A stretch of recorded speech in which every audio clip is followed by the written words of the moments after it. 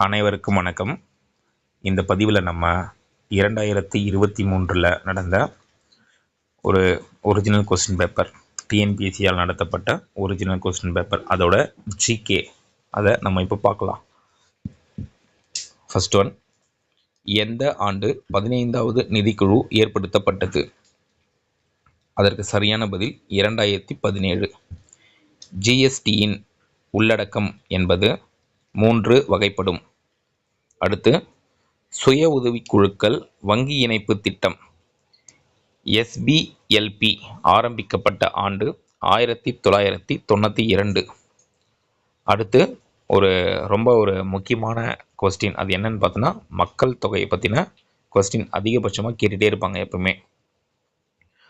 மக்கள் தொகை பெரும் பிரிவினை ஆண்டு என்பது 1921.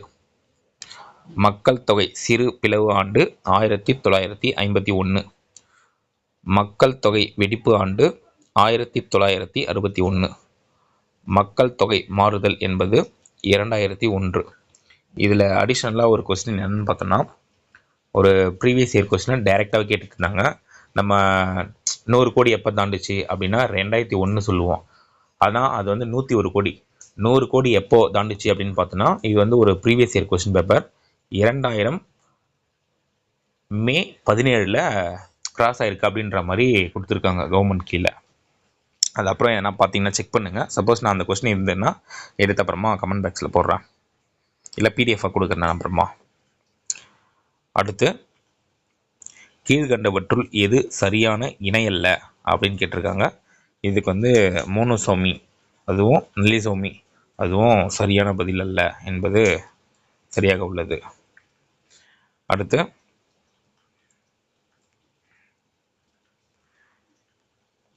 கீழ்கண்டவற்றுள் எது நைட்ரஜன் பெற்றுள்ள உரம் அப்படின்னு கேட்குறாங்க. யூரியா பார்த்தீங்கன்னா 46.2% நைட்ரஜன் சத்து இருக்கும்.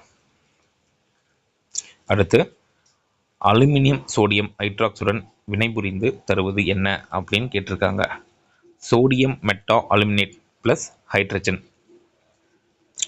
அடுத்து, ஒரு சம் ஒன்று கேட்டிருக்காங்க. சம்மெல்லாம் டைரெக்டாக ஃபிசிக்ஸ் ஆர் கெமிஸ்ட்ரி அதில் அப்படியே வந்துடும். நம்ம அதை கொஞ்சம் நல்லா மானிட்டர் பண்ணி பார்த்துக்கணும். ஒரு சமயத்தில் வரும், ஒரு சமயத்தில் வராமையும் போயிடும். அது எப்படி சொல்கிறது, லக்குன்னு சொல்லலாம். இந்திய இராணுவத்தில் முதலாக பெண் இராணுவ போலீசார் எந்த ஆண்டு சேர்க்கப்பட்டனர்? மே 2021. இந்தியாவில் தேசிய மலர் தாமரை தாவரவியல் ரீதியாக டேஷ் என்று அறியப்படுகிறது. நெலம்போ நியூசிஃபெரா. அடுத்து, இந்தியாவில் அரசியல் கட்சிகளுக்கு அதிகாரப்பூர்வமாக அங்கீகாரம் வழங்குவது தேர்தல் ஆணையம்.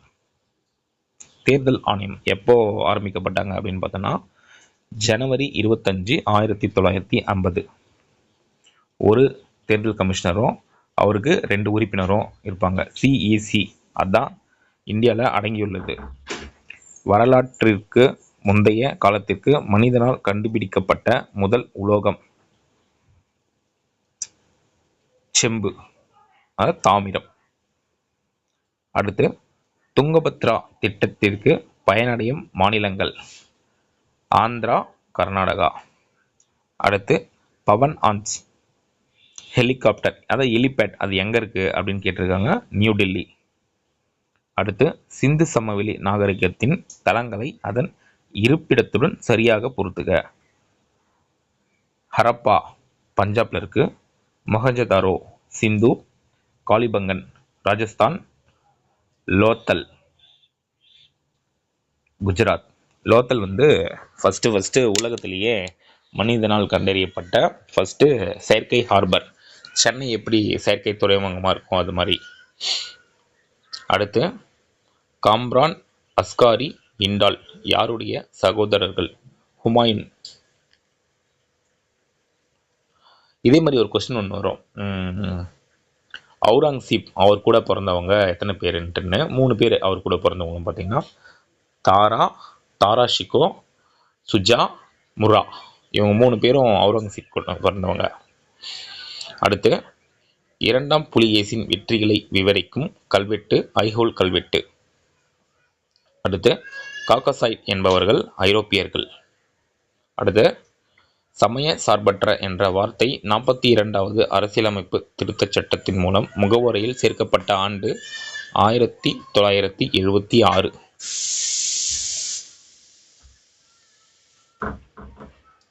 அடுத்து இந்திய அரசியலமைப்பு சட்டத்தின் எந்த பிரிவு மற்றும் பிரிவுகள் குடியுரிமை இழத்தல் பற்றி குறிப்பிடுகின்றன? பார்ட் 2. அதில் ஆர்டிகிள் பார்த்தீங்கன்னா 5லிருந்து 11 வரை. அடுத்து ஒரு கொஸ்டின் ஒன்று என்னன்னு பார்த்தீங்கன்னா, தவறான கூற்றினை காண். இந்திய குடியரசுத் தலைவர் தேர்தலில் போட்டியிடுவதற்கான தகுதி 40 வயது பூர்த்தி அடைந்தவராக இருத்தல் வேண்டும் அப்படின்னு சொன்னது ரொம்ப தவறான ஒரு விஷயம். குடியரசுத் தலைவராக தகுதி பார்த்தீங்கன்னா 35 வயது பூர்த்தி அடைந்திருக்க வேண்டும். இதே தான் ஆளுநருக்கும். அடுத்து பெண்களை பலவீனமான பாலினம் என்று சொல்வது ஒரு அவதூறு. அது பெண் இனத்திற்கு ஆணினம் இழைக்கும் அநீதி என்று கூறியவர் மகாத்மா காந்தி. மேக்ஸ் அடுத்து ஒரு மேக்ஸ் இருக்குது. மேக்ஸ்லாம் தனியாக பார்க்கலாம்.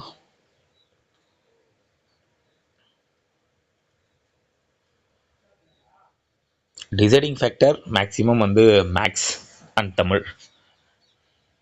இப்போ எல்லாமே படித்தாதான் வெற்றி வாய்ப்பு அப்படின்னு இருக்குது இந்த காலகட்டத்தில். முன்னெல்லாம் ஒரு காலகட்டத்தில் கரண்ட் அவர்ஸ் படிக்காமல் போயிட்டோம் பாஸ் பண்ணலாம், சயின்ஸை படிக்காமல் போயிட்டோம் பாஸ் பண்ணுற மாதிரி இருந்தது. பட் இப்போல்லாம் அப்படி இல்லை, ரொம்ப டோட்டலாக மாறிடுச்சு. அடுத்த கொஸ்டின், தமிழ்நாட்டில் சுதேசி இயக்கம் யாருடைய தலைமையில் நடைபெற்றது? வ.உ.சி. அடுத்த கொஸ்டின், வட்டார மொழி பத்திரிகை சட்டம் லிட்டன் பிரபுவால் இயற்றப்பட்ட ஆண்டு 1878. அடுத்து பகத்சிங்கின் தாயார் பெயர் வித்யாவதி. இதில் இவங்களுடைய தாயார் பெயர், தந்தை பெயர், மனைவி பெயர் இப்படியெல்லாம் படிக்கணுமா அப்படின்னு பார்த்தோன்னா கண்டிப்பாக படிக்கணும். இப்போ இருக்கிற காலகட்டத்தில் ஒரு 2024 பிப்ரவரியில் ஒரு கொஸ்டின் கேட்டிருந்தாங்க, ரவீந்திரநாத் தாகூர் அவரின் மனைவி பெயர் என்ன அப்படின்ட்டுன்னு. அவங்களோட மனைவி பெயர் பார்த்தீங்கன்னா மிர்னாலினா தாகூர் அப்படின்னு. ஸோ இப்போ எல்லாமே படிக்கிற மாதிரி தானே இருக்குது, படிக்கணும், படிச்சிருங்க. அடுத்த ஒரு கொஸ்டின், 27 மே 1964 இறந்த இந்தியாவின் தேசிய தலைவர் யார்? ஜவஹர்லால் நேரு. இதே மாதிரி இன்னொரு கொஸ்டினாக ஒன்று தமிழில் வரும். இதை தெரிஞ்சதுன்னா கமெண்ட் பாக்ஸில் போடுங்க. என்ன கொஸ்டின்னா, 17/9/1953 இறந்த தலைவரின் பெயர் என்ன அப்படின்னு ஒரு கொஸ்டின் ஒன்று இருக்குது. இதுவும் ப்ரீவியஸ் இயர் கொஸ்டின். அடுத்து ஒரு மேட்ச். திராவிடர் இல்லம் யார் தொடங்குதுன்னு பார்த்தீங்கன்னா நடேசனார். அடுத்து தொழிலாளர் சிங்காரவேலர். தனித்தமிழ் இயக்கம் மறைமலை அடிகள். ஜீவித சருக்கம் இரட்டைமலை சீனிவாசன். அடுத்து மண்ணுயிர்க்கு எல்லாம் இனிது எது? தம்மின் தம்மக்கள் அறிவுடைமை. ஊரின் நடுவே வளர்ந்த மருந்தாகும் மரத்தை வள்ளுவர் யாரோடு ஒப்பிடுகிறார்? பெருந்தகையார். அடுத்து தவறான இணை என்ன அப்படின்னு கேட்டிருக்காங்க. நம்ம சரியான இணை பார்க்கலாம். மாங்குளம் அங்கே தமிழ் பிராமி கல்வெட்டு இருந்திருக்கு. உருத்திரங்கண்ணனார் பட்டினப்பாலையை இயற்றியிருக்காரு. அடுத்து வேளிர்குல சிற்றரசர் திதியன். ஸோ இது எல்லாமே கரெக்டாக இருக்கப்போ இளஞ்சென்னி செங்குட்டுவன் என்பது தவறு. நம்ம எலிமினேஷன் பண்ணியும் ஆன்சர் கொண்டு வரலாம், டைரெக்டாக ஆன்சர் தெரியலனாலும். அடுத்து சோட்டா நாக்பூர் பகுதியில் நடந்த மிகப்பெரிய பழங்குடியினர் கிளர்ச்சி, கோல் கிளர்ச்சி, அது எப்போ நடைபெற்றதுன்னா 1832 அந்த வாக்கில் நடைபெற்றது. கேப்டன் லக்ஷ்மி சேகல் எங்கு பிறந்தார்? சென்னையில். அடுத்து ஒருவருடைய செல்வம் குறையாமல் இருக்க வள்ளுவர் கூறும் வழி பிறர் பொருள் விரும்பாமை.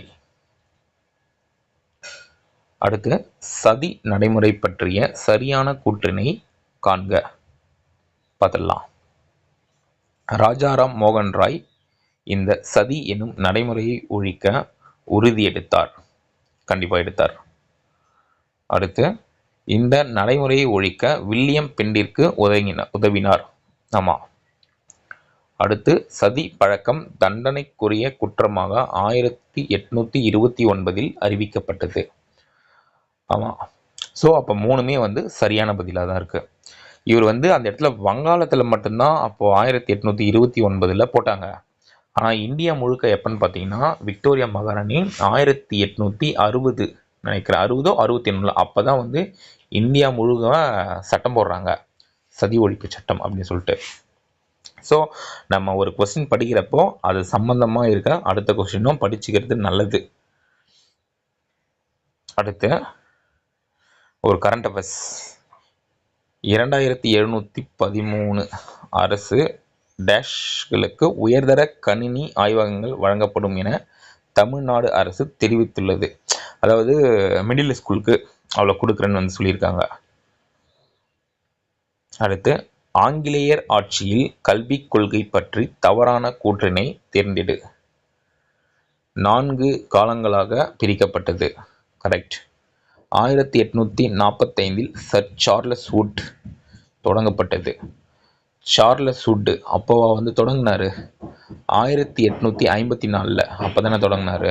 ஸோ அப்போ அது தவறான பதில். இது மாக்னா கார்ட்டா என்று அழைக்கப்படுகிறது. கரெக்ட்.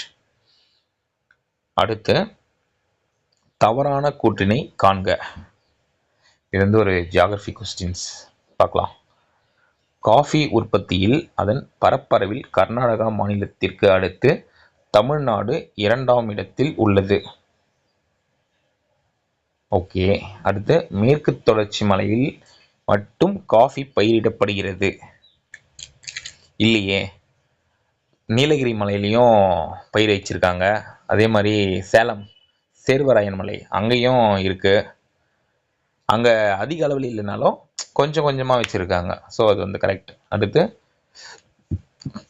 மேற்கு தொடர்ச்சி மலையில் மட்டும் காஃபி என்பது தவறான பதில். அடுத்து, தேயிலை பயிரிடப்படும் பரப்பு மற்றும் உற்பத்தியில் இந்தியாவில் அசாம் மாநிலத்திற்கு அடுத்தபடியாக தமிழ்நாடு 2ஆம் இடம். கரெக்ட். ஸோ அப்போது மேற்கு தொடர்ச்சி மலையில் மட்டும் காஃபி பயிரிடப்படுகிறது என்பது தவறான பதில். இதில் காஃபி உற்பத்தியில் இந்தியா உலகளவில் இத்தனையாவது இடம் வகிக்கின்றது? இது தெரிஞ்சவங்க கமெண்ட் பாக்ஸில் பின் பண்ணுங்க. முதலிடம் பிரேசில். காஃபி பானை என்று அழைக்கப்படும் நாடு எதுன்னு கேட்டோன்னா பிரேசில். அவங்க தான் காஃபி உற்பத்தியில் உலகளவில் முதலிடம் வகிக்கிறாங்க. ஸோ அப்போ இந்தியா எத்தனாவது இடம் அப்படின்றத பின் பண்ணுங்க.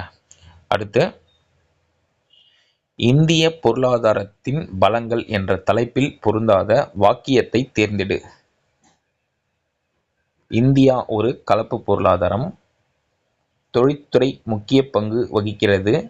இந்தியா வேகமாக வளரும் பொருளாதாரத்தை கொண்டுள்ளது. வேகமாக வளரும் சேவைத்துறை, அது சர்வீஸ் செக்டர் ஃபாஸ்ட்டாக வந்துருக்கு. ஸோ அப்போது தொழில்துறை முக்கிய பங்கு வகிக்கிறது. பொருந்தாத வாக்கியத்தை தேர்ந்தெடு. ஸோ அதுதான் அது எப்படி நீங்களாவது இது மட்டும் செக் பண்ணணும்.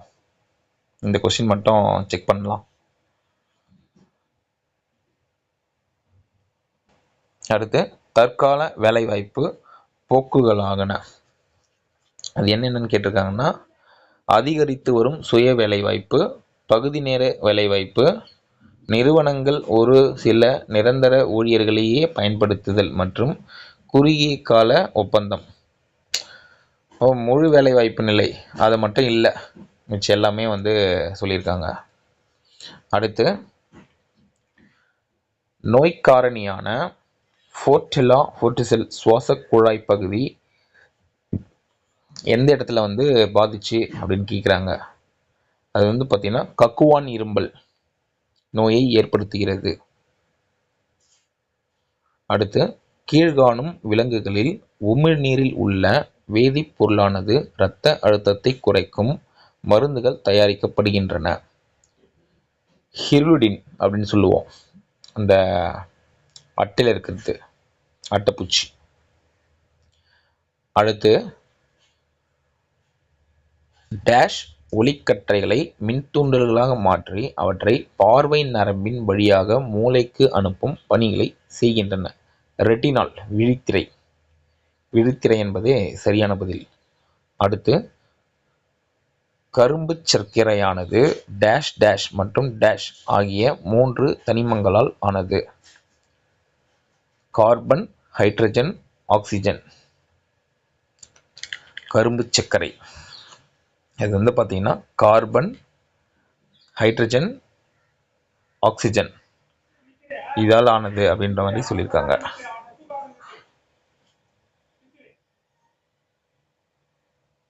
அடுத்து ஒரு மேட்ச். ஹைட்ரோமானி அப்படின்னா திரவத்தின் ஒப்படர்த்தி. சாக்ரோமானி சர்க்கரையில் உள்ள அடர்த்தி. லாக்டோமானி பாலின் அடர்த்தி. மதுமானி சாராயத்தின் அடர்த்தி. இது அப்படி கேட்டிருக்காங்க பார்த்தீங்களா?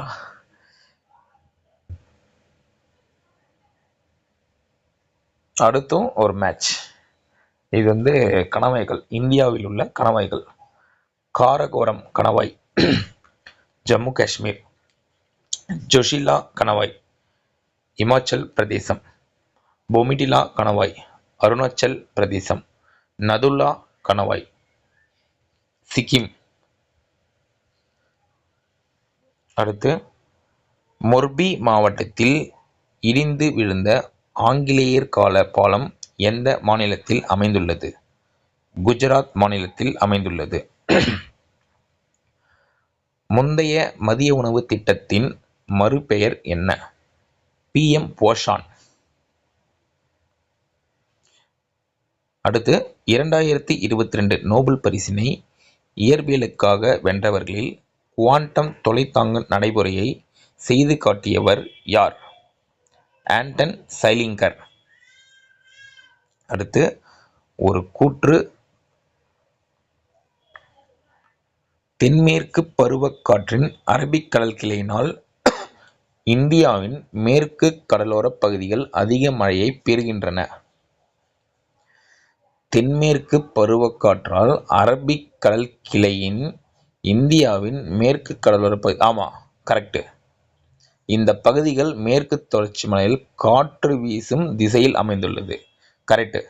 ஸோ இது வந்து பார்த்திங்கன்னா அரபிக்கடல் கிளையில் தென்மேற்கு பருவக்காற்றால் தானே வந்து இந்த சைடு கேரளா, மாஞ்சாரல் எல்லாமே வந்து அது அப்படியே போயிட்டு இந்த பக்கம் கேரளாவில் ஸ்டார்ட் ஆகிட்டு கேரளா, கர்நாடகா, அந்த மாண்டியா ரைஸ்லாம் இருக்குது அந்த பக்கம், அப்படியே இந்த பக்கம் பாம்பே சைட் போயிட்டு பூனேயில் மழை இருக்காது, அது வந்து மழை மறைவு பிரதேசம். இந்த பக்கம் பாம்பே, அப்படியே இந்த பக்கம் இது 1 month ட்ராவல் ஆகிட்டு கரெக்டாக தராய்காடில் போயிட்டு ஸ்டாப் ஆகும்.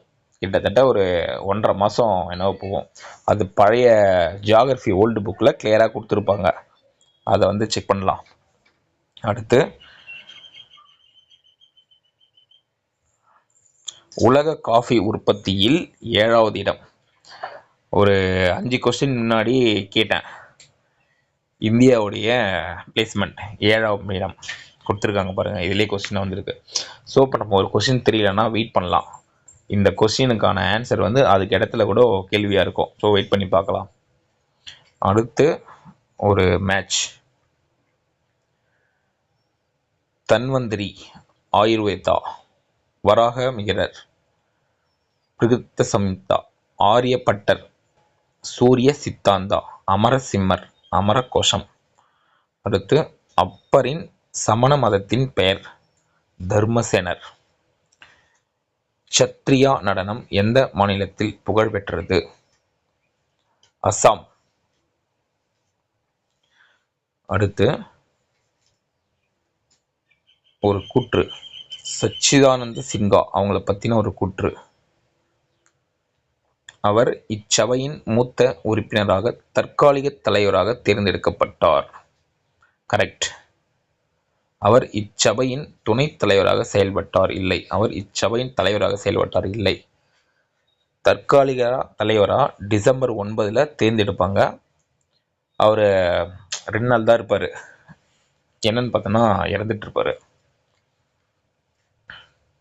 ஸோ அவர் வந்து தற்காலிக தலைவர் தான். அடுத்து, எவ்வகையான உறவு மத்திய மாநில அரசுகளுக்கு இடையே இல்லை? பொதுவகை உறவுகள். அடுத்து, ஒரு மசோதாவை நிதி மசோதாவா அல்லது இதர மசோதாவா என தீர்மானிக்கும் அதிகாரம் ஸ்பீக்கர், மக்களவை சபாநாயகர். அவரை பற்றின ஆர்டிகல் 93. அதே மாதிரி மாநிலத்தோட சபாநாயகர் அவருடைய ஆர்டிகல் 178. ஸோ ஆர்டிக்கலும் நம்ம இது படிக்கிறப்போ சேர்த்து படிச்சிடணும். அப்போ தனியாக படிக்கணுன்ற அவசியம் இருக்காதுல்ல. மேக்ஸ் தான் போயிட்டுருக்கு ஃபுல்லாக. கூற்று காரணம், இது ஒரு நல்ல கொஸ்டின். ஒரு கூற்று காரணம், ராம்சே மெக்டொனால்ட் வழங்கிய வகுப்புவாரி ஒதுக்கீட்டை காந்தியடிகள் எதிர்த்தார். காரணம், டொமினியன் அந்தஸ்தை ஆங்கிலேயரிடம் இருந்து பெறுவதற்காக. அப்படியா, டொமினியன் அந்தஸ்தா வேணும்னு கேட்டார் எங்களுக்கு? இல்லையே, நிரந்தர விடுதலை தானே. அப்போனா கூற்று சரி, காரணம் தவறு. அடுத்து, 1878 கோவாவில் வெளியிடப்பட்ட தமிழ் புத்தகத்தின் பெயர் தம்பிரான் வணக்கம். தகாத செயல்களில் ஈடுபடும் தவக்கோலத்தில் உள்ளவர்களை வள்ளுவர் யாருடன் ஒப்பிடுகிறார்? வேட்டையாடுபவர். யாழை விட இனிமையானது என்று வள்ளுவர் எதனை ஒப்பிடுகிறார்? மழலைச் சொல். அடுத்து திருக்குறள், நாமம் கெட கெடுநோய் என்று வள்ளுவர் எவற்றை குறிப்பிடுகிறார்? காமம், வெகுளி, மயக்கம். இது எல்லாமே பார்க்குறதுக்கு ஒரே மாதிரி இருக்கும், அதை மட்டும் நம்ம கொஞ்சம் படிக்கிறப்போ கிளியராக படிச்சிடணும். 8 தொகையும் 10 பாட்டும் ஏறத்தாழ டேஷ் பாடல்களை கொண்டது. 2400 பாடல்களை கொண்டது. எத்தனை வரிகள் கேட்டால் சங்க இலக்கியம் டோட்டலாக 26,350. அடுத்து, அதிநவீன வசதிகளுடன் கூடிய ரயிலில் அடிமைகளாக இருப்பதை விட சுதந்திரத்துடன் கூடிய மாட்டு வண்டி சிறந்தது என்று கூறியவர் அன்னி பெசன்ட்டோட ரோல் எப்பவுமே வந்து ஒரு கொஸ்டின் இருந்துகிட்டே இருக்கும். இந்த 2024 குரூப் 4 கூட கேட்டுருந்தாங்க. ஒடுக்கப்பட்ட மக்களின் கருத்துக்களுக்காக வட்டமேஜை மாநாட்டில் குரல் கொடுத்தவர் இரட்டைமலை சீனிவாசன். அடுத்து, சாரதா சட்டத்தின்படி பெண்களின் திருமண வயது 14.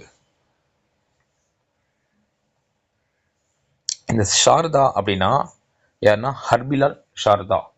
அவங்க வந்து குஜராத் மாநிலத்தை சேர்ந்தவங்க. அவர் வந்து தயானந்த சரஸ்வதியோட ஒரு சீடர். அடுத்து, காவலன் SOS செயலியை எந்த அரசு அறிமுகப்படுத்தியது? தமிழ்நாடு கவர்மெண்ட் தான். தமிழ்நாட்டில் நிலக்கடலை உற்பத்தியின் அளவு 7 லட்சம் டன்கள். இது கரண்ட் அஃபேர்ஸ் அப்பப்போ என்ன கொஸ்டின் இருக்கோ கேட்பாங்க ட்ரெண்டிங்கில், அதை கொஞ்சம் அப்போ பார்த்துக்கிறது நல்லது. கரும்பு கூட கேட்டுட்டு இருந்தாங்க. அடுத்து, தமிழ்நாட்டில் அதிகம் உற்பத்தியாகும் பொருட்கள் வாழை மற்றும் தேங்காய். அடுத்து ஒரு கூற்று காரணம்,